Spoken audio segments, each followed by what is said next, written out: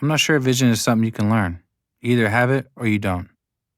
I've certainly never taught anybody how to have a vision.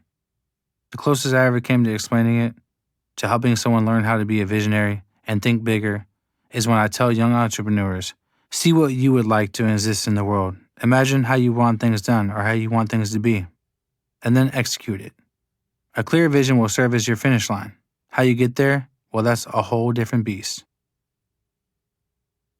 This is the place? I pull up to a tiny storefront set into the street level of a gray concrete apartment building in San Francisco's Sunset District. The fog is always thick and low here, making everything seem dreamy and mysterious, just like the unmarked door I'm about to enter. It's the summer of 2001, and I'm 18 years old, fresh off my shift at a coffee shop called Tully's where I've been working since dropping out of high school a year ago. From middle school on, I've been hustling. I've sold everything from weed to candy bars to t-shirts to my own mixtapes. I've been trying to make a name for myself, so I'm documenting everything on a bulky, handheld camcorder I picked up from my friend's kid brother. But I don't know yet how I'm going to make the next leap. The streetlights start to turn on as I reach the Hemp Center, a medical cannabis dispensary where, amazingly, it's legal to buy weed. I heard about the Hemp Center from one of my boys, a co-worker at the coffee shop. Near the end of our shifts, as we were wrapping up, he'd always make the calls.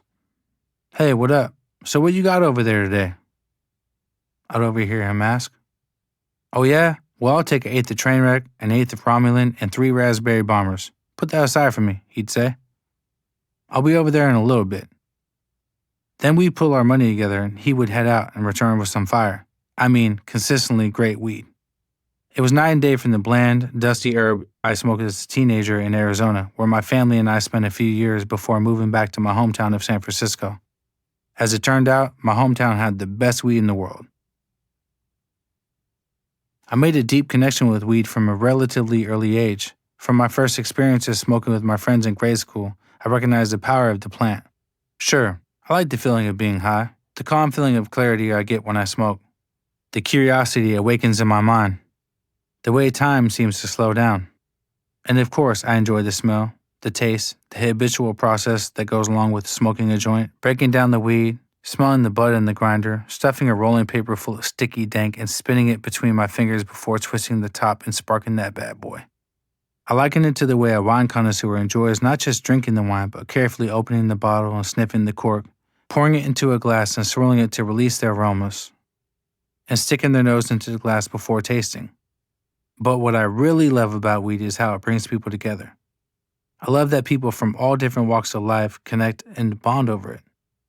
That sense of community is a big part of what keeps me smoking it to this day. Plus, I've learned to love the feeling of having good weed, of sharing it with others and seeing the reaction it gets. There's an energy that weed brings out in people that I gravitate to, and I love being the person that supplies that energy. Since moving back to Cali a couple years earlier, I'd seen a few dispensaries around town. You see the green cross image, and I swear you could smell them from down the block. They always seemed pretty busy, but I never had been inside one. This wasn't like buying weed on the street. You need a medical marijuana card. When I turned 16 years old, I didn't get my driver's license. I don't give a fuck about driving, and I still don't. These days, my boy Stingy handles his driving so I could take calls, negotiate deals, handle business on my phone, and smoke big in the back seat. But you better believe the day I turned 18, I got myself a medical marijuana card and made that 20-mile trip north to Berkeley, where there was a famously lenient doctor who would hand out marijuana permission slips like they were concert flyers. That day, I headed straight back to San Francisco and pulled up to what I can only describe as a hole in the wall. But it was too late. The blinds were all shut, and all I could see was a sign reading closed. From the outside, it was unimpressive. Little did I know that inside was a world that would change my life forever. I returned the next morning during my first break at work. Seeing a doorbell next to the unmarked door, I nervously pressed it.